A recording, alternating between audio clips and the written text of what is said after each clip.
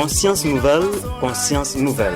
L'émission Conscience nouvelle est un cadre d'échange, de conseils, de critiques et de propositions de solutions. C'est l'heure du débat citoyen, la lumière dans les esprits et dans la cité. L'émission Conscience nouvelle, c'est votre émission de conscientisation, de promotion du civisme, du patriotisme, des valeurs culturelles, sociales, sociétales, démocratiques et républicaines.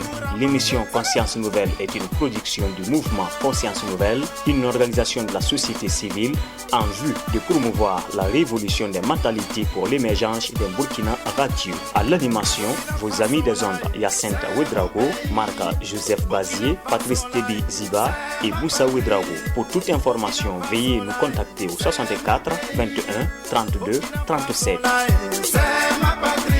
Oui, bonsoir à vous, messieurs. Et bonsoir aussi à tous nos auditeurs et auditrices de Radio Tampané émettant depuis Léo. Je crois que c'est un réel plaisir pour nous ce soir d'être sur ce plateau de l'émission Conscience Nouvelle après une interruption de près de 2 ans. Je crois que de nouveau les conditions techniques et les conditions humaines sont réunies pour relancer ce débat, donc cette émission du mouvement Conscience Nouvelle, comme l'indicatif l'a indiqué tout de suite. Donc nous sommes membres d'une organisation, d'une OSC, donc dénommée Mouvement Conscience Nouvelle, qui depuis 2016 multiplie les activités donc au plan provincial, et depuis 2018 nous nous sommes donc étendus sur le plan national, donc avec diverses activités que nous menons. Donc ce soir, comme je le disais, l'émission passait déjà sur les ondes de radio Tampané, mais pour des problèmes techniques et d'ordre humain, entre-temps, cette émission avait été suspendue. Donc nous rendons grâce à Dieu que ce soit aussi un jour symbolique, un jour historique, que cette émission est relancée sur Radio Tampané, donc aujourd'hui 11 décembre 2019. Avant qu'on avance dans l'émission, je vais juste permettre aux co-animateurs de prendre la parole, de se présenter et de dire un bonsoir à tous nos auditeurs. Donc, bonsoir Monsieur Ouedraogo. Oui, bonsoir Docteur Ouedraogo. Et bonsoir à tous les auditeurs et à toutes les auditrices. Et je voudrais souhaiter bonne fête d'indépendance à tous les Burkinabés, à toute la population de Léo et en général à toute la population de la Sicile. Merci. Ok, merci. Monsieur Ziba. Oui, docteur, bonsoir. Bonsoir. Bonsoir aussi, monsieur Ouedraogo. Oui, bonsoir, monsieur Ziba. Et vraiment, c'est un réel plaisir pour nous de nous retrouver à Radio Tampané ce soir. Je pense que c'est la première fois pour moi de mettre les pieds dans ce beau salon-là. On est très très content, on espère passer d'agréables moments. Merci aussi pour la radio qui nous reçoit. Ok, merci bien Monsieur Ziba. Donc nous passons la parole à Monsieur Bazier. Ok, bonsoir docteur, bonsoir donc tous les co-animateurs, bonsoir donc à notre technicien et bonsoir à tous les auditeurs et aux auditrices de la radio R&D. Comme l'a dit docteur, donc c'est un grand plaisir pour nous après donc la radio R&D de se retrouver à la radio Tampané donc ce soir pour l'animation donc de l'émission Mouvement Conscience Nouvelle. Alors donc je pense que le docteur disait que l'émission se déroulait ici, alors c'était avant notre arrivée, donc nous sommes vraiment fiers de se retrouver ici ce soir donc pour le lancement de cette nouvelle émission pour nos auditeurs et auditrices de la radio Tampané. Donc je les invite à rester à l'écoute. Merci. Ok, merci bien. Donc je vais demander aux techniciens de préparer pour nous l'indicatif avant qu'on avance dans l'émission. C'est juste pour resituer un peu le contexte, parce que je pense que l'indicatif situe au mieux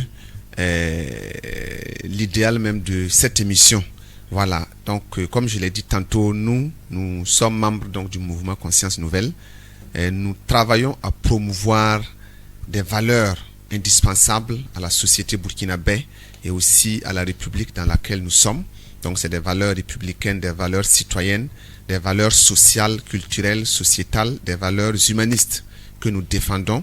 Et il faut dire que tout cela s'inscrit dans une vision et dans une mission que le mouvement Conscience Nouvelle s'est assigné.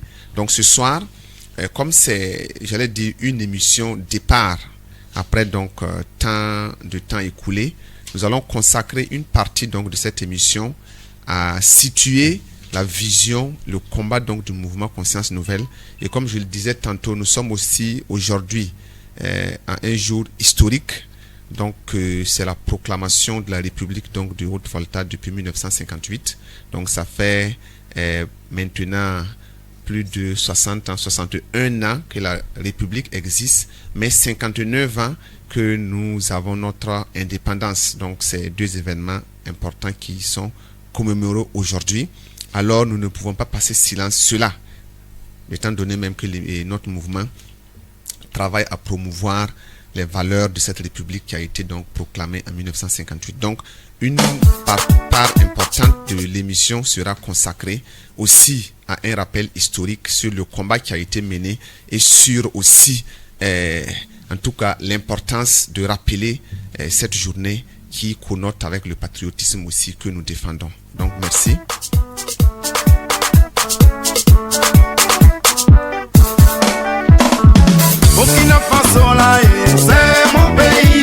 Conscience Nouvelle, Conscience Nouvelle.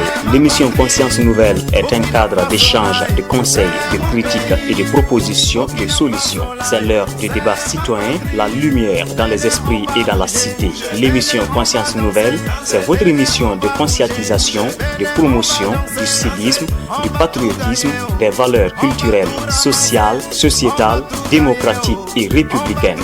L'émission Conscience Nouvelle est une production du mouvement Conscience Nouvelle, une organisation de la société civile en vue de promouvoir la révolution des mentalités pour l'émergence d'un Burkina radieux. À l'animation, vos amis des ondes Yacinthe Ouedraogo, Marc Joseph Bazier, Patrice Tebi Ziba et Boussa Ouedraogo. Pour toute information, veuillez nous contacter au 64 21 32 37.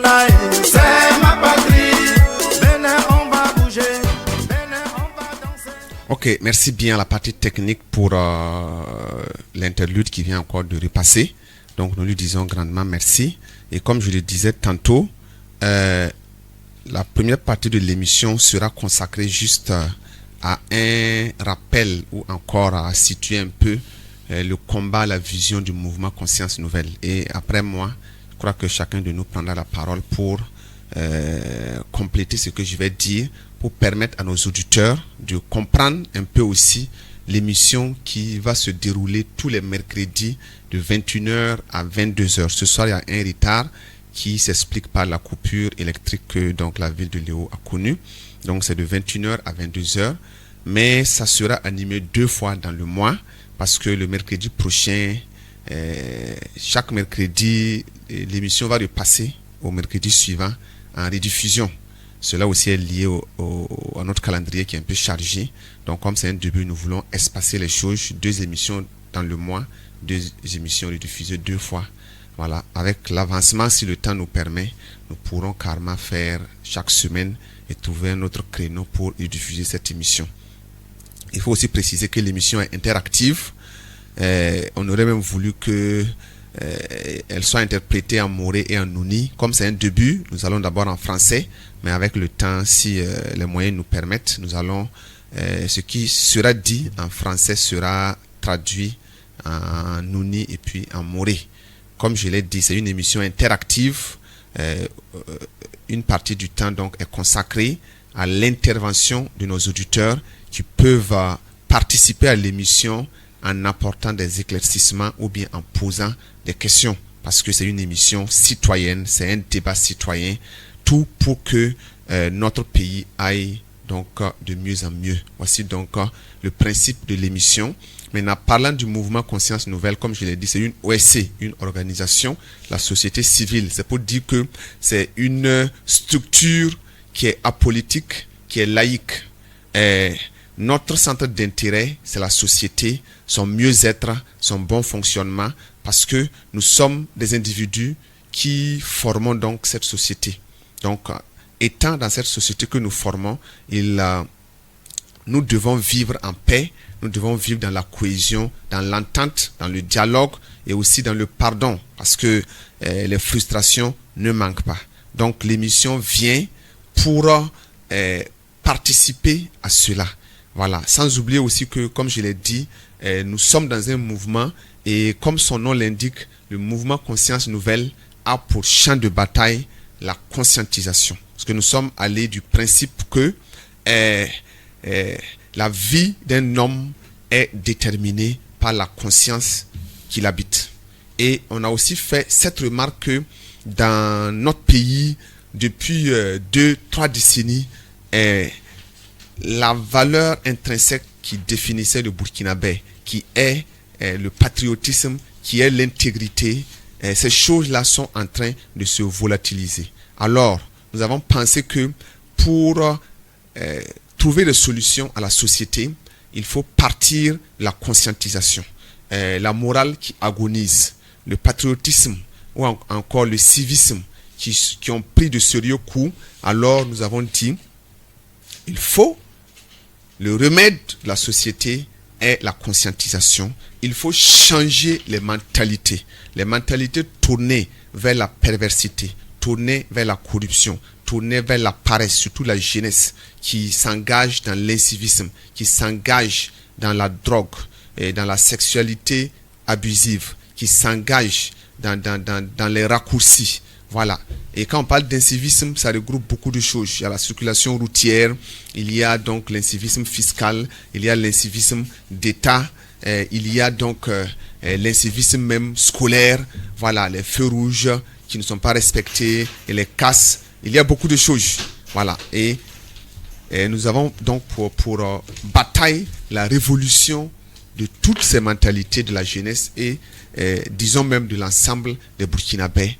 Nous avons pour mission d'agir afin que la mentalité des Burkinabés soit renouvelée. Et nous avons plusieurs canaux d'action, plusieurs stratégies comme cette émission, comme les conférences que nous animons, comme je vais dire quoi, des actions de salubrité que nous menons. Et nous avons plusieurs stratégies. On ne peut pas tout déballer donc sur dans un tour de table, donc autour d'une émission. Voilà. Mais nous sommes en train de donner l'essentiel des activités que donc nous menons et les stratégies donc que nous avons. Nous faisons des projections de cinéma, nous faisons des causeries, débats. Donc tout ça pour participer à la révolution des mentalités. Donc je crois que je ne serai pas plus long que ça. Le programme est vaste et comme nous sommes ensemble, le temps nous permettra, émission après émission, d'aborder les différents thèmes donc qui ont trait à la société burkinabé et qui sont donc le cheval de bataille donc du mouvement Conscience Nouvelle. C'est ce que je peux dire. Je crois que je vais reprendre le même chemin en passant la parole à M. Ouedraogo, ensuite à M. Ziba et enfin à M. Bazier. Et lui, il va non seulement donner sa pensée sur le mouvement et aussi faire un petit argumentaire sur cette journée symbolique, cette journée historique avant que l'antenne ne soit donc ouverte à nos auditeurs. Mais je peux déjà donc annoncer le numéro pour que les gens se préparent. Donc le contact par lequel on peut nous appeler ce soir, c'est le 55 00 00 45. C'est un numéro facile donc à retenir, 55 00 00 45. Pour les SMS, s'il y a un qui est déjà venu, donc c'est le 64 21 32 37. Donc c'est le contact qui passe dans l'indicatif, c'est le contact du mouvement. Donc c'est le 64 51 42 42. Mais le téléphone, c'est le 55 00 00 45. Donc merci à tous les auditeurs pour votre patience. Je passe la parole à M. Ouedraogo. Ok, merci au docteur Ouedraogo pour cet exposé. Et il faut dire que le mouvement Conscience Nouvelle a pour vision d'agir et de transformer la conscience des Burkinabés en général et de la jeunesse en particulier. Et c'est un constat que nous faisons chaque jour. Aujourd'hui, nous sommes dans une société où nous sommes dans une nation où tout le monde réclame, où tout le monde veut se faire justice. Nous sommes dans une nation où les jeunes souvent se donnent à certaines facilités ou bien à certaines pratiques, alors qu'on nous dit que la nation de demain appartient aux jeunes. Et nous qui devions faire la nation de demain, il faudrait que nous soyons transformés. Il faudrait que nous ayons une vision claire. Il faudrait que nous sachions d'où est-ce que nous venons, où est-ce que nous voulons partir. Parce que la gestion de cette nation nous sera confiée dans un proche lendemain. Et c'est pour dire que dans nous, au sein du mouvement Conscience Nouvelle, c'est d'amener les jeunes à changer de vie. C'est d'amener les jeunes à voir la vie autrement. Nous sommes dans une situation, c'est vrai, certes, tout est difficile, compliqué. Surtout lorsque on est jeune, on finit les études et qu'on n'a pas d'emploi. Et souvent, la situation fait que on se dit que tout est fini pour nous, ou je ne peux plus rien faire. Le monde de l'emploi devient maintenant par les bras longs, comme on le dit. C'est-à-dire qu'il faudrait connaître un tonton ou une tante ou bien telle personne dans telle société ou bien dans telle place pour pouvoir espérer demain avoir un travail. Mais non, nous disons que lorsque nous regardons la vie de tout un chacun de nous, ou même la vie de tous ceux-là même qui animent l'émission, nous sommes partis, nous avions fait confiance à tout un chacun de nous. Nous avions fait confiance à un Dieu que nous croyons, et aujourd'hui nous pouvons dire que tout est possible. Si chacun de nous sommes là où nous sommes, ça veut dire que les jeunes en particulier et tout un chacun de vous peuvent aussi y arriver. Il suffit de faire confiance, de s'engager souvent à certaines convictions et avancer. Et comme on le dit, nous, notre mission, c'est vraiment de conscientiser la mentalité des jeunes. La mentalité des jeunes. Aujourd'hui, on se donne à la facilité. Aujourd'hui, on se donne à certaines pratiques. Non. Nous disons non et non. Donc, le mouvement, l'association a pour mission d'amener ces jeunes-là à être des travailleurs de demain, à être des chercheurs, à être des hommes visionnaires, des hommes ambitieux, à être des leaders de demain. Et tout cela, nous devrions être d'abord conscients de ce que nous sommes, et aussi chercher vraiment à avancer, chercher vraiment à suivre la vision de nos devanciers, à des mentors, à des personnes comme Thomas Sankara qui nous ont donné peut-être des directives à suivre, et c'est ça l'idéal de tout un chacun de nous. Donc voici ce que je peux dire sur la vision et la mission du mouvement Conscience Nouvelle. Merci au docteur. Merci bien à vous, monsieur Drago. Je crois que tout le temps nous sera donné après, donc d'émission en émission, pour déballer, donc comme vous l'avez dit, cette mission qui est grande et qui vraiment ne peut pas être dite en quelques mots. Merci pour ce résumé qui est très fidèle. Nous allons passer la parole à monsieur Ziba. Bonsoir à vous. Oui, bonsoir docteur. Oui, merci. Une fois de plus, merci à monsieur Drago aussi pour son intervention. Merci à monsieur Ziba. Encore faut-il, est-ce que j'ai quelque chose à ajouter encore? Et moi, ce que je voudrais juste compléter, c'est du moins rappeler, répéter ce qu'il a déjà dit. La société burkinabé va de plus en plus mal depuis quelques décennies de cela. Ce n'est pas un secret pour personne au Burkina ici. Et c'est ce qui justifie la naissance un peu partout de ces OSC et la naissance de ces ONG à travers le pays qui ont comme objectif de contribuer d'une manière ou d'une autre à améliorer le bien-être des citoyens.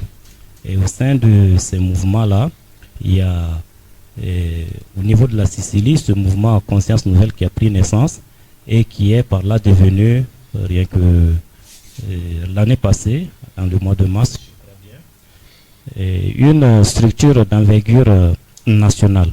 C'est dit que nous avons pris conscience que il y a à un certain moment, il faut contribuer à écrire l'histoire de son pays. Et aujourd'hui, c'est ce que nous sommes en train de faire. Il n'appartient pas à d'autres personnes de venir le faire pour nous. Et la jeunesse aujourd'hui, nous faisons partie de cette jeunesse-là. Et on a des petits frères, on a des enfants dans les écoles. Et si l'on veut s'attendre à un Burkina meilleur, il va falloir dès à présent commencer à travailler sur ces mentalités-là en vue de leur transformation vers l'idéal que nous souhaitons. Alors les maux de la société burkinabé aujourd'hui, nous les connaissons tous. La corruption est gangrène partout, dans les sociétés, dans les services. C'est ce que nous vivons au quotidien. Et des détournements de deniers publics se font sans aucune justice claire comme ça. Il n'y a pas de verdict qui soit rendu pour au moins un temps soit peu intimider ceux-là qui sont dans l'ombre et qui ont tendance à passer à l'acte, ou du moins aussi corriger les fautifs pour qu'ils ne soient pas des récidives, il faut le dire. Et au sein de ça, bon, c'est pas des comportements qui sont à mesure d'amener le Burkina vers un idéal que Thomas Sankara avait souhaité pour notre pays. Comme il a été prématurément arraché, nous pensons que, lui-même il a dit que si vous me tuez, il y aura des milliers de Sankara après moi. Et nous pensons que sa parole n'est pas tombée dans l'oreille d'un sourd. Dieu fait qu'aujourd'hui, à travers le monde, il y a des milliers de Sankara qui naissent, qui prennent conscience du mal que vit l'Afrique, qui prennent conscience qu'il faut une révolution, une réelle révolution des mentalités pour que l'Afrique noire puisse réellement arriver à ce que l'on appelle sa véritable indépendance. Nous pensons que nous aurons notre part d'histoire à écrire au sein de cette course vers la véritable indépendance de notre pays, le Burkina Faso, de façon particulière, et très généralement l'Afrique noire. Merci, c'est ce que je pouvais juste donner comme complément. Merci, docteur. Ok, merci bien à vous, monsieur Ziba. Je crois que là aussi, le résumé est fidèle. Et vous avez terminé donc sur une note africaniste. Et je dirais que c'est vrai, parce que le mouvement s'inscrit aussi dans une vision générale. C'est vrai que nous travaillons sur le plan national ici au Burkina Faso, mais nous nous inscrivons aussi, comme notre document le souligne bien, dans le panafricanisme, parce que nous pensons, comme certains pères des indépendances, comme Kwame Nkrumah, comme Patrice Lumumba et autres, que au-delà donc des contextes nationaux, il faut travailler à l'échelle continentale pour parvenir donc à la libération de l'homme noir. Donc nous sommes dans cette grande dynamique et merci donc de rappeler cela. Nous passons la parole maintenant donc au frère Bazier. Bonsoir à vous. Oui, bonsoir docteur. Merci donc pour la parole. Ce que moi je peux ajouter donc à l'issue de ce que vous avez les autres et vous avez déjà dit. Il faut dire que le mouvement Conscience Nouvelle, c'est qu'on a eu à mener des activités depuis un certain temps. Alors, c'est comme vous l'avez dit, c'est un mouvement, une organisation de la société civile qui est apolitique, mais qui s'exerce, il faut le dire, dans le cadre de la bonne gouvernance. Voilà, nous ne faisons pas de la politique, mais nous pouvons critiquer l'action gouvernementale parce que nous exerçons donc dans le cadre de la bonne gouvernance. Et notre objectif, c'est de révolutionner les mentalités. Voilà, changer les mentalités positives et négatives par des mentalités positives. Amener donc ceux qui doutent d'eux à croire en leurs forces afin de réveiller le géant qui dorment en eux. Voilà, si l'Afrique aujourd'hui est en retard, ce n'est pas parce que nous ne sommes pas riches. Au contraire, c'est le continent le plus riche au monde. Mais pourquoi nous sommes pauvres? C'est parce que quelque part, il y a quelque chose qui ne va pas. Nous ne croyons pas à nos capacités.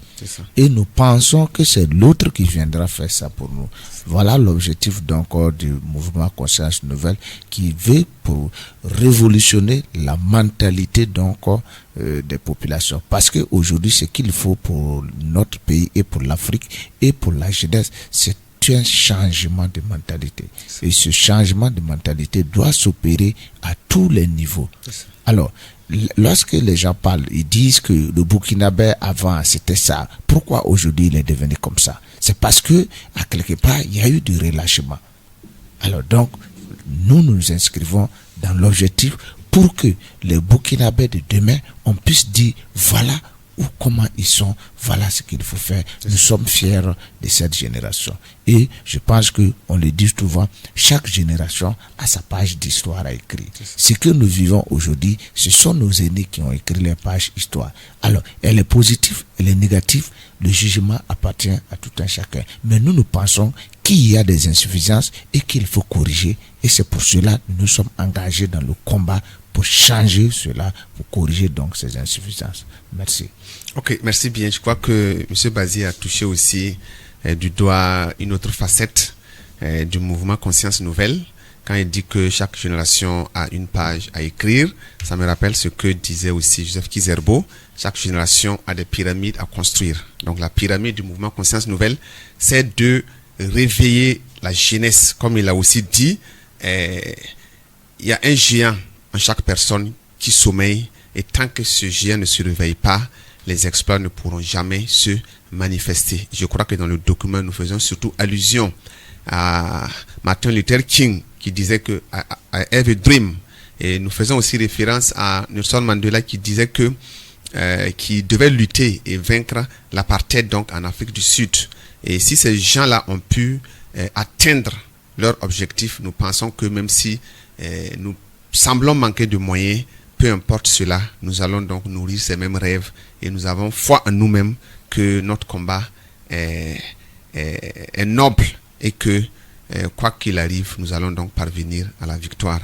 Donc merci à chacun de nous pour ces différentes précisions. Monsieur Bazier a parlé aussi des activités que nous menons. Je crois que il faut citer aussi 2 activités phares qui ont été menées depuis donc le début. C'est les compétitions inter-établissements. Donc le Maracana citoyen intègre qui depuis qui était à sa 4e édition cette année et qui réunit toutes les écoles, les établissements post-primaires et secondaires de la ville de Léo, et en plus aussi de la Coupe de l'Aurore qui s'est l'an passé ajouté à cette compétition et qui a même regroupé les écoles au plan provincial.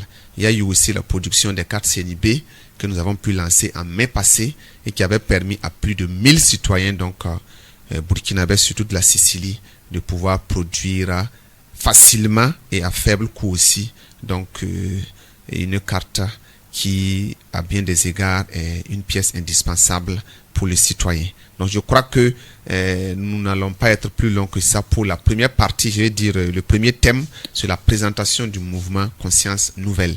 Si nos auditeurs veulent, ils peuvent déjà commencer à nous appeler, mais je crois qu'en même temps, on va passer la parole à Monsieur Bazier pour nous faire un bref résumé de qu'est-ce que le 11 décembre. Pourquoi est-ce que, donc je crois qu'il a quand même assez de choses à dire dessus. Donc, Monsieur Bazier, on se retourne vers vous. Ok, d'accord. Merci donc au docteur. Aujourd'hui, nous célébrons donc la journée de l'indépendance, le 11 décembre. Alors, pourquoi le 11 décembre? Comment sommes-nous arrivés ici? Alors, il faut dire que nous sommes pris par le temps, donc je vais aller très rapide dans un petit résumé. Le Burkina Faso, donc, à l'instar des autres pays de l'Afrique, est tombé donc sous le joug de la colonisation vers la fin du 19e siècle. Et notre pays était en compétition entre donc 3 grandes puissances coloniales, c'était l'Allemagne, la Grande-Bretagne et la France. Alors, dans cette lutte, c'est la France qui a réussi donc à dominer donc l'actuel territoire du Burkina Faso. Et après la colonisation en 1996, où le Moro Naba Boukari Koutou sera donc chassé de son palais, le territoire sera donc conquis jusqu'à dans les années 1890. Alors de 1890 jusqu'à 1919, le pays va vivre donc sous le joug donc de la colonisation et faisait partie de ce vaste ensemble territorial que la France appelait donc l'AOF, Afrique occidentale française. Alors pendant la Première Guerre mondiale, en 1916 précisément, une révolution est née dans la vallée de Bouc du Moun. Voilà, il y a eu une révolte des populations, les Marcas, dans la vallée donc du Bouc du Moun. Et cette insurrection, s'il faut le dire, c'est l'une des premières insurrections dans notre histoire. Alors cette insurrection des populations de la vallée du Moun va occasionner de lourdes conséquences pour l'administration française. Donc pour des questions administratives et de gestion donc du territoire, parce que le gouvernement à son temps se trouvait jusqu'à Dakar, pour que l'administration soit plus proche donc de ce peuple, la France va décider donc de créer la colonie de la Haute-Volta le 1er mars 1919 avec comme premier gouverneur Édouard Antoine Esseline. Alors À l'arrivée d'Edouard Esseline, il va étudier donc les conditions climatiques de notre pays et il se rend compte que la seule culture qui peut profiter donc à la France, il faut le dire que l'objectif avant des Européens, c'était de faire de telle sorte que les richesses donc de ces colonies puissent profiter à la métropole. Et Edouard, en analysant donc le climat de notre pays, se rend compte que c'est la culture du coton, voilà, qui peut être vraiment pratiquée ici. Donc il va insérer la pratique obligatoire de la culture du coton jusqu'à dans les années 1928 et la colonie de la Haute-Volta deviendra donc la première colonie exportatrice du coton. Mais malheureusement en 1929, suite au crash boursier de Wall Street, le monde sera plongé donc dans une des graves crises économiques de l'humanité. Alors cette crise économique de 1929 va occasionner de lourdes conséquences donc pour le monde entier et surtout pour tout le système capitaliste, et ce qui va impacter négativement donc notre colonie, parce que avec la culture obligatoire du coton, Edouard Esseline avait contraint donc les voltaïques à abandonner les cultures vivrières au profit du coton. Donc malheureusement la crise économique va entraîner la chute donc des prix sur le marché mondial et le coton voltaïque ne sera pas acheté. Alors donc ce qui va entraîner une famine sur le territoire donc de la Haute-Volta à partir des années 1930. Donc face à cette situation, Edouard Esseline sera limogé et remplacé par Bernard Sol. Alors quand Bernard Sol va arriver, il va étudier. Pour lui, il n'y a plus autre solution. Donc il fallait supprimer une colonie qui n'était pas viable au plan politique, mais qui était riche au plan humain. Il faut dire qu'à la création de la Haute-Volta, c'était la colonie la plus peuplée de l'Afrique de l'Ouest. On était à 3 millions d'habitants. Par contre, la Côte d'Ivoire, qui est une colonie très riche au plan économique, mais pauvre sur le plan humain, avait besoin des hommes pour développer cette colonie. Donc, c'est la raison pour laquelle la France va supprimer la colonie de la Haute-Volta en 1932 et rattacher sa grande partie à la Côte d'Ivoire pour que la population voltaïque puisse travailler donc dans les plantations ivoiriennes, parce que les voltaïques étaient réputés par leur courage, leur abnégation au travail. Donc, en 1932, la colonie sera supprimée, partagée entre la Côte d'Ivoire, le Mali et le Niger. Et lors de la Seconde Guerre mondiale, en 1939 jusqu'à 1945, le Bogo Naba Koum, va envoyer 2 de ses fils au nord donc de la Haute-Volta pour combattre aux côtés de la France, pour libérer donc la France de la domination nazie. Donc au nom de cette liberté, Naba Koum va exiger donc de l'administration coloniale que la Haute-Volta soit reconstituée à la fin de la guerre. Alors malheureusement, il décède avant la fin de la guerre et son fils Saga va poursuivre l'œuvre de son père. Alors donc à la fin de la Seconde Guerre mondiale, le Mogo Naba Saga va mettre en place l'un des partis, une association qui deviendra l'un des premiers partis politiques de la Haute-Volta, l'Union pour la défense des intérêts de la Haute-Volta. Donc, qui deviendra plus tard l'Union voltaïque, l'un des premiers partis politiques donc de notre pays. Donc, avec l'Union pour la défense des intérêts de la Haute-Volta, il va s'associer avec les autres chefs de la Haute-Volta pour revendiquer la reconstitution donc de la colonie de la Haute-Volta, parce qu'en ce moment nous n'existons plus, nous appartenons donc à la Côte d'Ivoire. Donc pour les rares fois, les différents chefs Mossé, notamment celui de Ouagadougou et celui de Yatenga, Saga va se déplacer celui de Yatenga avec les autres chefs traditionnels, notamment celui de Gourmantier, notamment celui de Bobo et autres. Ils vont s'associer, unir les forces pour exiger de la France la reconstitution donc de la Haute-Volta, et ils vont même envoyer une délégation rencontrer le président français à son époque, Vincent Auriol, à Bamako, pour menacer, pour leur dire si en tout cas dans les mois à venir notre territoire n'est pas reconstitué, nous allons lancer un appel à toutes nos populations de migrer vers la Gold Coast. Voilà, donc on verra qui va rester. Alors donc ces menaces vont faire peur donc à l'administration française, et effectivement en 1947 la colonie donc de la Haute-Volta sera reconstituée dans ses anciennes frontières. Donc après sa reconstitution, la Haute-Volta s'engage tout comme les autres colonies donc dans ce mouvement indépendantiste qui était né donc au lendemain de la Seconde Guerre mondiale. Et c'est à l'issue de cela qu'avec la création donc du Rassemblement démocratique africain en 1946 à Bamako, Donc, le leader voltaïque sera Daniel Wenzen Koulibaly, qui vont donc mener le combat avec les autres leaders politiques, notamment Gérard Kango Ouedraogo, notamment Daniel Kalazanga, notamment Maurice Yamyogo, notamment Philippe Zenda Kabore, ainsi Yalagado Ouedraogo et autres. Ils vont s'associer donc pour mener le combat pour vraiment l'indépendance donc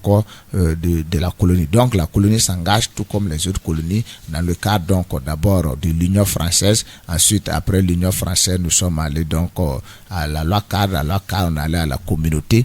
Et à partir de 1958, avec la modification donc de la communauté par Général de Gaulle qui était revenu au pouvoir, il va donner la possibilité aux colonies, voilà, membres au lendemain donc du référendum, parce qu'en 1958, de Gaulle va proposer donc le référendum. Pourquoi? Parce que le mouvement indépendantiste prenait du terrain et gagnait du terrain donc en Afrique. Et de Gaulle va proposer donc aux colonies africaines deux choix. Si vous choisissez le oui, c'est de rester amis avec la France et être membre de la communauté franco-africaine. Mais si vous choisissez le non, c'est-à-dire vous voulez votre indépendance ici et maintenant et vous n'êtes plus amis avec la France. Donc la campagne politique était faite pour que tous les pays choisissent le oui. Alors il a fallu donc sous l'action syndicale de Sékou Touré pour que la Guinée deviendra donc le seul pays à voter le non au référendum donc du 28 juin 1958. Donc de Gaulle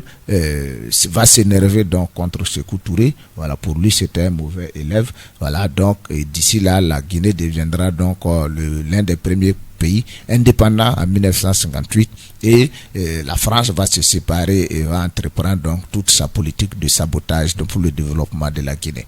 Alors, et à l'issue de cela, après cela, de Gaulle va comprendre que effectivement les Africains étaient vraiment tournés vers leur indépendance et il va modifier expressément là pour permettre aux colonies membres de la communauté franco-africaine de devenir des républiques. Alors donc c'est ainsi que le 11 décembre 1958, nous, notre colonie, la République de la Haute-Volta, sera proclamée. Donc la Haute-Volta devient une république autonome le 11 décembre 1958. À partir de là, la Haute-Volta est reconnue comme un État sur le plan international. On dispose désormais d'un drapeau, d'un hymne national et des armoiries à partir du 11 décembre 1958. Et également avec l'évolution des événements, en 1960, Maurice Yamyogo va réussir donc à proclamer l'indépendance donc de la Haute-Volta le 5 août 1960. Alors il faut dire que Maurice Yamyogo est arrivé parce que en 1958, Daniel Wenzen Koulibaly, qui avait été élu comme premier vice-président donc du premier gouvernement de la Haute-Volta, est décédé, et c'est à l'issue donc de son décès que Maurice Yamyogo, qui était ministre de l'Intérieur, va le succéder et sera confirmé donc dans ses fonctions en octobre 1958, et c'est lui qui va proclamer donc l'indépendance de la Haute-Volta le 5 août 1960. Alors maintenant, pourquoi nous célébrons l'indépendance aujourd'hui au lieu de 5 août? Alors il faut dire que le mois d'août correspond donc à la saison pluvieuse où les voltaïques sont attachés donc aux travaux champêtres, donc il n'y a pas le temps pour s'amuser. Voilà pourquoi à l'unanimité les autorités ont décidé de différer donc les festivités commémoratives le 11 décembre au lieu du 5 août. Voilà pourquoi aujourd'hui nous célébrons donc les 59 ans de l'accession donc à notre indépendance aujourd'hui à Tinkodogo. Voilà ce que je peux dire rapidement sur ça. Merci. Ok, merci bien à M. Bazier. Un commentaire digne d'un historien de son état. Donc nous disons merci pour ce cours d'histoire assez précis et assez aussi bref. Parce que comme il a dit, le temps ne nous permet pas, nous devons arrêter à 22h25. Il nous reste 24 minutes. Et nous comptons en tout cas respecter ce temps qui nous est donné. Alors, comme je le disais, l'antenne est ouverte à nos auditeurs qui peuvent nous toucher par deux canaux, soit par appel vocal au 55 00 00 45. Je répète, 55 00 00 45. Ou encore par SMS au 64 21 32 37. Je répète, 64 21 32 37. Je dis déjà merci à Blaise Nebier, donc censeur au lycée Privé La Solution qui a envoyé un message. Voici ce qu'il dit en substance. Très bonne émission à vous. Donc, il nous souhaite de passer donc une très bonne émission. Voilà, donc nous lui disons merci de rester à l'écoute, peut-être de nous rappeler pour un apport qui sera vraiment salutaire sur le plateau ici. Donc, je vais poser une question à monsieur Ziba et une autre question à monsieur Bazier. Donc, la question que je voudrais poser à monsieur Ziba, c'est s'il peut un peu nous expliquer comment est-ce que cette haute volta qui devient indépendante en 1960, aujourd'hui s'appelle Burkina Faso. Je crois que c'est important pour certains qui peut-être ne savent pas comment fut le passage de haute volta à Burkina Faso. Et à monsieur Bazier, ce soir, il a fait un post sur Facebook. Je trouvais donc l'analyse pertinente. S'il peut un peu nous restituer pourquoi cette discordance de voix entre comment trouver le juste milieu entre commémorer cette indépendance et aussi éviter l'aspect festif, l'aspect, j'allais dire, où il faut occasionner des dépenses colossales, étant donné que nous sommes dans un contexte sécuritaire qui n'est pas facile. Voilà, donc je crois qu'après ces deux réponses, je trouverai une autre question pour M. Ouedraogo. Qui, voilà, donc les auditeurs aussi peuvent nous appeler parce qu'il nous laisse en gros 20 minutes. Donc, M. Ziba, vous la parole. Merci beaucoup pour cette question. Je pense qu'elle était beaucoup mieux orientée pour M. Bazier, mais néanmoins, je vais tenter de donner ma part de réponse et il pourra faire un complément de réponse à ce que j'aurais à dire. Alors, il faut dire que la haute volta, de son nom depuis les indépendances, elle a été ainsi appelée notre pays, la haute volta.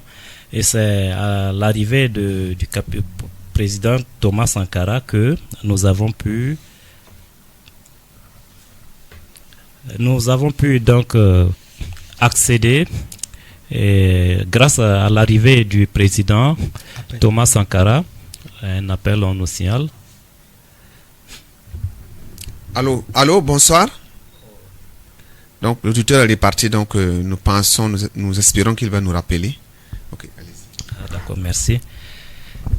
Et je suis en train de dire que après les indépendances, le Burkina Faso, la haute volta a connu une succession de présidents après Maurice Yamogo jusqu'à l'arrivée de Thomas Sankara, et qui avait une autre vision pour son pays.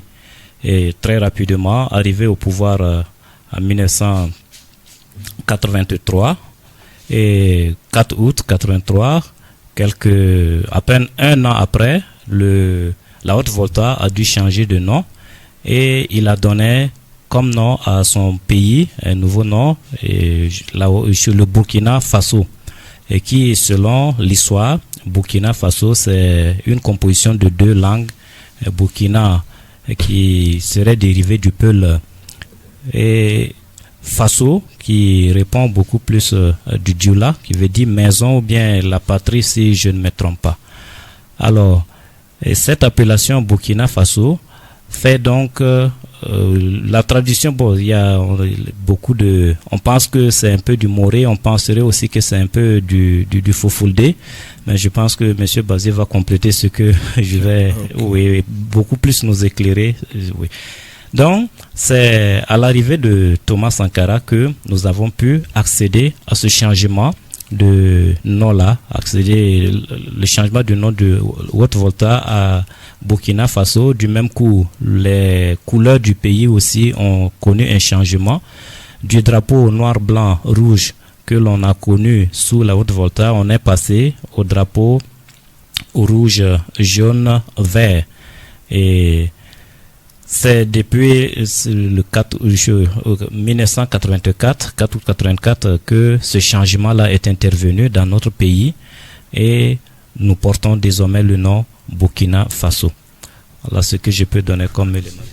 Ok, je crois que la réponse est complète et satisfaisante. Tout à fait. Voilà, effectivement, c'est ça. Quoique nous allons passer la parole à monsieur Bazier, Ok. s'il peut compléter cette réponse, comme l'a dit M. Ziba, ou bien s'il veut aller directement sur la deuxième question. D'accord, ok, merci. Donc, avant de venir sur ma question, effectivement, ce que M. Ziba a démontré, c'est tout à fait vrai, parce que avant notre pays s'appelait la Haute-Volta. Il faut dire que la Haute-Volta, ça tire son nom donc du lac Volta, qui est situé donc au Ghana. Et pour la France, le territoire situé donc au-dessus de ce Volta-là, c'est à travers donc ce lac qu'on va attribuer les pays du haut du lac Volta, qu'on va appeler la Haute-Volta.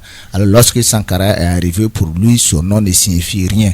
Il faut dire que Sankara a voulu qu'on écrit notre propre histoire. Voilà l'un de son combat. Et c'est pour cela que 1 an après son arrivée au pouvoir, il a décidé de tout changer, en commençant donc par le nom du pays, devenu Burkina Faso. Et comme l'a dit effectivement M. Ziba, ça dérive donc de nos 3 langues nationales, le Moré, le Djoula et le Fulfulde. Donc Burkina qui vient donc du Moré, qui veut dire Burkilim, c'est donc l'intégrité, le patriotisme, et Faso qui veut dire en Moré la terre de nos ancêtres, notre patrie. Voilà. Et les Burkinabés, les habitants donc de ce pays seront appelés les Burkinabés. Burkinabés donc qui dérive du Fulfulde qui veut dire les habitants du Faso. Donc c'est pour mettre en harmonie donc nos 3 langues nationales, le Moré, le Djoula et le Fulfulde. À son époque, lorsque vous l'avez dit, les habitants s'appelaient Burkinabés. Bon, je pense que les leaders, même Léopold Sédar Senghor, s'étaient opposés. Voilà, parce que pour lui, il a dit non, ça a un sens pour nous. Voilà pourquoi, au lieu de dire Burkinais, on va les appeler les Burkinabés. Voilà, donc, mais il faut dire qu'aujourd'hui, il faut corriger quelque chose qui se passe dans l'histoire. Beaucoup de gens disent Burkinabé. Ce n'est pas Burkinabé, c'est Burkinabé. Donc, c'est un R et non un I. Alors, malheureusement, même nos autorités politiques font cette erreur. Quand vous mettez Burkinabé, ça change tout.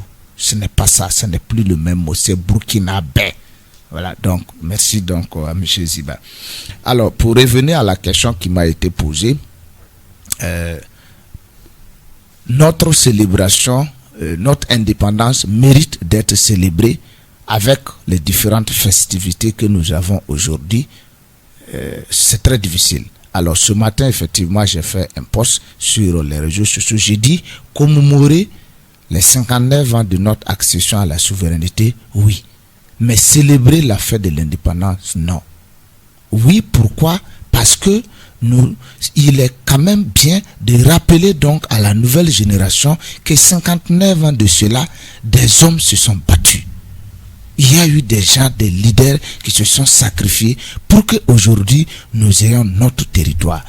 Alors, cela est un devoir de mémoire d'histoire pour se rappeler, se souvenir donc de ces événements.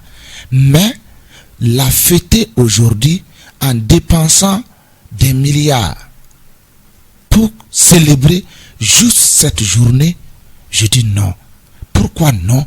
Parce que quand on regarde l'indépendance que nous avons eue dans les années 1960, nous l'avons obtenue, mais nous refusons d'assumer cette indépendance.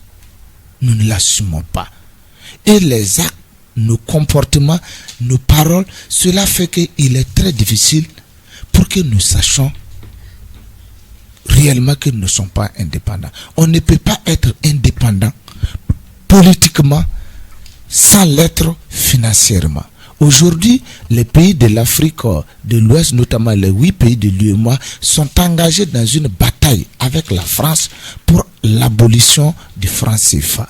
Ça, c'est un combat général et global que nous menons, et malgré que certains pays s'opposent donc à ce combat.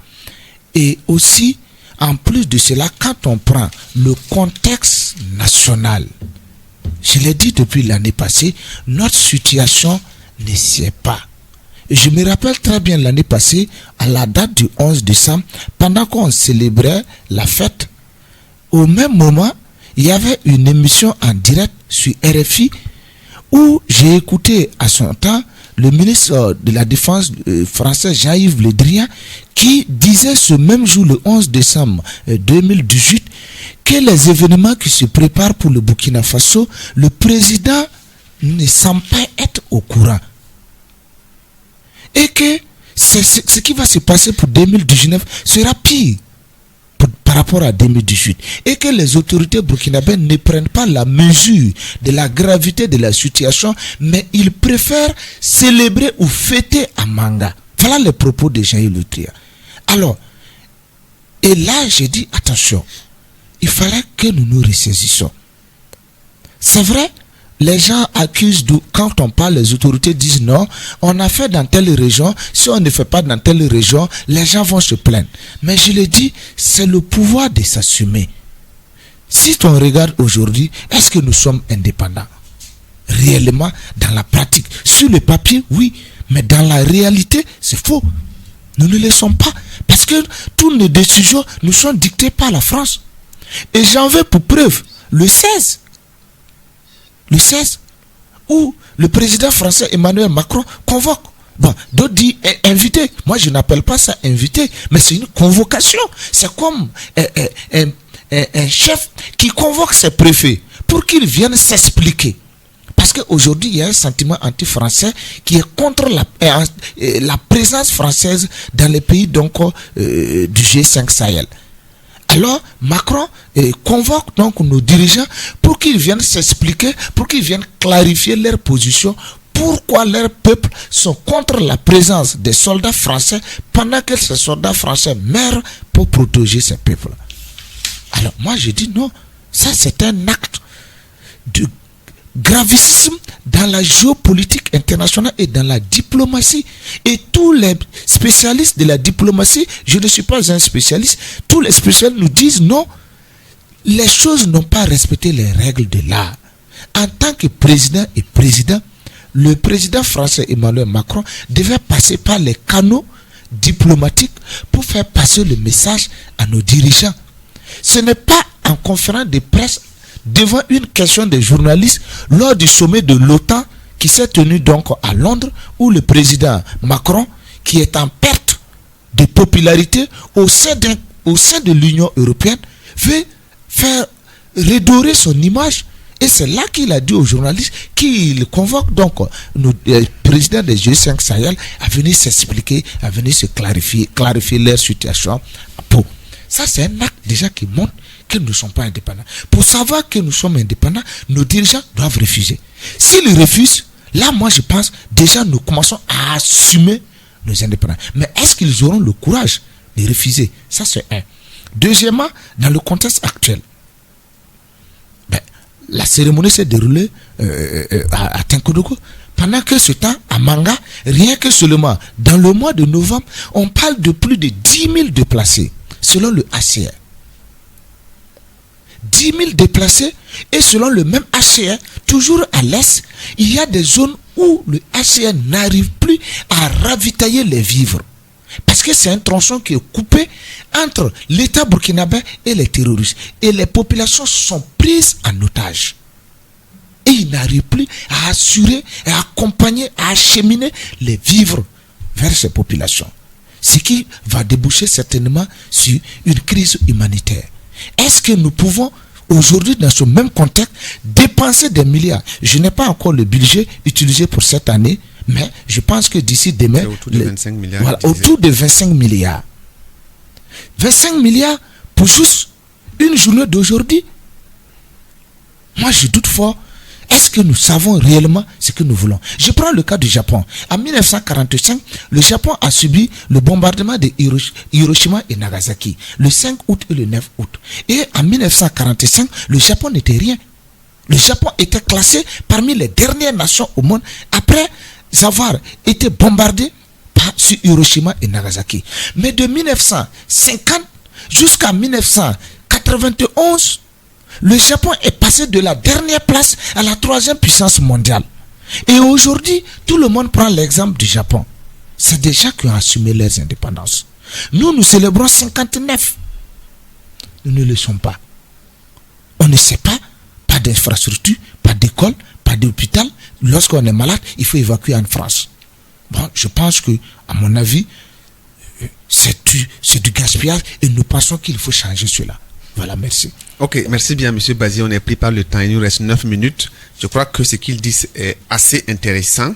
Effectivement, comme il a dit, on peut rappeler le contexte de l'indépendance, juste pour cultiver dans la jeunesse le patriotisme, montrer comment certains ont lutté, mais c'est ce festival autour de la chose, voilà, même si certains se justifient en disant que non, c'est pour profiter de développer les différentes régions. On sait aussi que dans ces marchés qui sont passés là, il y a des deals lugubres qui se passent. On a vu le cas à Gawa, on a vu le cas dans d'autres régions, même à Koudougou, où après donc ces festivités-là, le développement promis n'est pas au rendez-vous. Et ça ressemble plus à un gaspillage que, comme vous l'avez dit. Et en tout cas, pour nous, même du mouvement Conscience Nouvelle, notre position est que on peut prendre ces sommes colossales-là et injecter dans des secteurs sensibles comme l'éducation, comme la santé, et surtout, pour l'heure, dans le domaine de la sécurité. Voilà, il y a des déplacés qui n'ont pas de logement, qui n'ont pas de nourriture, et il faut vraiment sécuriser le pays que d'aller. Comme vous l'avez dit, si des régions réclament ça, on peut pour le moment suspendre. On avait entamé ce processus-là dans un contexte de paix, qu'on attend le retour de cette paix-là pour continuer. Voilà, mais pour le moment, on peut faire un stop pour régler le problème sécurité. Je crois que on a assez à dire dessus avant que Monsieur Ouedraogo ne prenne la parole. Ok, Monsieur Bazier veut reprendre la parole. Oui, juste une minute pour dire, si les régions réclament cela, c'est parce que les régions sont délaissées.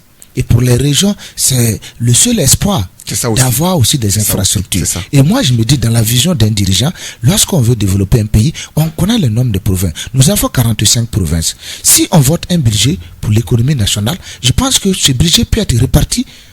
On vote un budget pour les 45 provinces. Chaque province, chaque année, aura son budget pour le développement de sa province. Et je pense que si on inscrit cela dans 10 ans, aucune province ne sera enclavée au Burkina Faso. C'est parce que c'est la seule possibilité pour chaque région d'avoir au moins des infrastructures modernes qui ressemblent à Ouagadougou. Surtout c'est ce qui fait que d'offrir des marchés à des partenaires ou à des je ne sais quoi. Voilà. Mais je me dis, si dans la vision gouvernementale, on change cela, on suspend les régions qui n'ont pas encore eu, il y a des conseils régionaux, répartir l'argent à ces conseils régionaux et chaque province, vous voyez à Manga, le problème s'est posé parce que les autres provinces ont réclamé.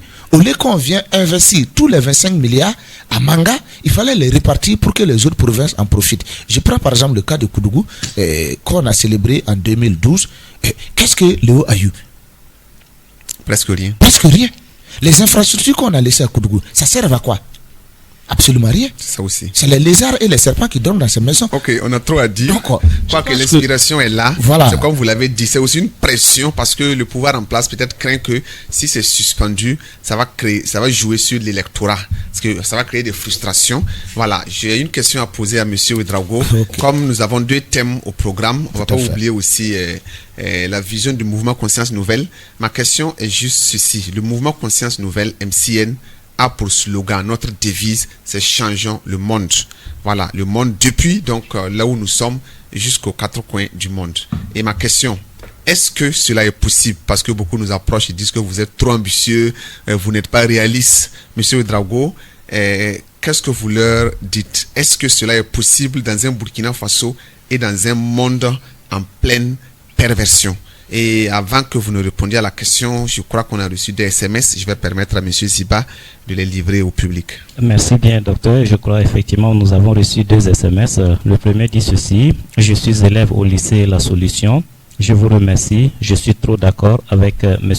Bazier sur ce qu'il dit comme indépendance. Le deuxième dit ceci: bonsoir, chers animateurs. Nous sommes à l'écoute et de cœur avec vous. Evelyne, excellente émission. Nathalie, oui, au sujet de l'indépendance aussi, permettez que j'ajoute le poète de l'amour Émile Alsaga qui disait dans un écrit daté du 15, non, que la haute volta indépendante au Burkina Faso dépendant. C'est un article que j'ai pu...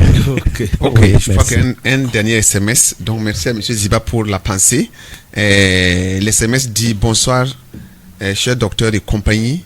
C'est Afizal Nia. J'espère que vous êtes en train de véhiculer une très bonne émission. excellente suite à vous. Donc merci à M. Nia. Nous revenons à M. Ouedraogo qui a 2 minutes pour répondre à cette question importante. Ok, je vais répondre par docteur que oui, nous pouvons changer le monde. Et changer le monde non seulement par notre engagement et aussi par la formation. Et nous disons dans notre document que la formation, elle est capitale. C'est ça. Voilà.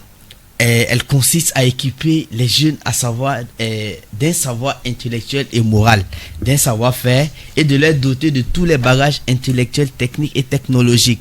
Aujourd'hui, quand nous prenons, M. Basile a dit, quand nous prenons le pays comme le Japon, ils ont formé et aujourd'hui ils sont indépendants. Sur le plan technologique, ils rivalisent avec les États-Unis et les grandes puissances. Quand vous prenez un pays comme le Chinois, ils ont misé sur la formation. Donc aujourd'hui, j'ai dit c'est possible. Et c'est pour cela, nous, notre mission, c'est d'interpeller surtout la bonne gouvernance. Et nous avions toujours dit que tant que au Burkina Faso, on ne mise pas sur l'éducation, on ne prend pas l'éducation au sérieux, on va toujours continuer dans ce tralala-là. Et c'est l'occasion pour nous de lancer un appel à nos autorités pour dire le problème de l'éducation, il est capital. Il est capital. Et je lis un passage de notre document qui dit ceci que il n'y a rien que l'homme ne puisse pas faire. Tout ce qu'un homme veut faire, il peut le faire s'il paye le prix, s'il apprend les principes. Le niveau de préparation doit donc être suffisant pour que la loi de l'attraction s'exerce et attire les opportunités. En toute chose, la qualité de la préparation détermine la qualité de la performance. Donc, nous pouvons changer le monde. Aujourd'hui, nous interpellons, nous sensibilisons. Et c'est pour que l'éveil de conscience gagne la population du Burkina Faso en particulier. Et si nous avions l'éveil de conscience, nous sommes sûrs que chacun de nous va se donner les moyens pour pouvoir changer le monde. Donc, une fois encore, on revient sur l'éducation et surtout la qualité de l'éducation. C'est très important. Je m'imagine un médecin sans formation. Les dégâts. Thomas Sankara disait un militaire sans formation, c'était un danger, c'était un assassin. C'est ça. Merci. Merci bien. Donc, il nous reste juste 1 minute à chacun, 5 secondes pour dire au revoir aux auditeurs. Je crois que vous avez abordé un élément important sur lequel nous reviendrons les prochaines fois. Ça peut être un sujet du jour, le système éducatif, donc burkinabé. Marc Bazé aussi a abordé un élément important, c'est la convocation de nos entre guillemets de nos chefs d'État le 16 en France. Je crois que là-dessus, les avis peuvent être partagés et moi j'allais déjà proposer que, comme ça sera la semaine prochaine, que nous aussi on consacre l'émission de la semaine prochaine ou sur prochaine là. On peut faire une émission la semaine prochaine, voilà, pour parler de ça. Parce que quand on suit un peu les réseaux sociaux, les avis sont partagés. Faut-il partir ou non? Faut-il dire à la France de partir ou non? Est-ce que nous pourrons faire face aux terroristes ou pas? Donc je crois que ça sera l'un des sujets de l'émission prochaine. Donc monsieur Bazé, juste là-dessus, je pense que le président, son excellent Romba Christian, dans son interview tout à l'heure, a dit que les différents présidents donc vont se concerter d'ici le 15 pour donner leur point de vue. Et je pense qu'ils doivent très bien se concerter, parce qu'ils ont la pression de leur peuple. C'est ça aussi. Merci. Donc, mon dernier mot, c'est de remercier donc les promoteurs donc de la radio Tampané qui nous offrent cette occasion de ce mercredi soir pour qu'on puisse échanger autour donc des différents thèmes, surtout sur la conscientisation et la révolution des mentalités et le changement et la promotion de la bonne gouvernance. Alors merci donc aux auditeurs qui vont certainement nous connaître, apprendre à nous connaître au fur et à mesure. Donc bonne soirée. Merci bien, monsieur Bazé, monsieur Zibabou, la parole. Merci beaucoup. Je voudrais aussi comme dernier mot dire merci à tous ces auditeurs qui nous sont restés fidèles. Merci à la partie technique, monsieur Bazé l'a déjà fait. Et merci pour notre disponibilité aussi à servir ce beau peuple de la Sicile. Vraiment que par la grâce de Dieu, on puisse se retrouver dans la même santé. Ok, monsieur Ouedraogo, à vous la parole. Ok, merci à la Voix de Léo, qui est la radio Tampani. Merci encore à tout un chacun de vous. Merci aussi à nos auditeurs qui nous ont écoutés. Que Dieu bénisse le Burkina Faso. Shalom. Merci bien. Je crois que pour ma part, je vais juste dire aux auditeurs d'avoir l'habitude vraiment de nous appeler, de nous envoyer des SMS. Je viens de recevoir un dernier SMS. Bonsoir, cher professeur. Je suis sûr qu'à partir de Léo, surtout grâce à vos émissions, nous allons changer l'histoire africaine, bien Wahabou. Donc que Dieu bénisse Radio Tampanais, Dieu bénisse les auditeurs, Dieu bénisse la Sicile, Dieu veille sur le Burkina Faso. Bonsoir et à la prochaine. Merci.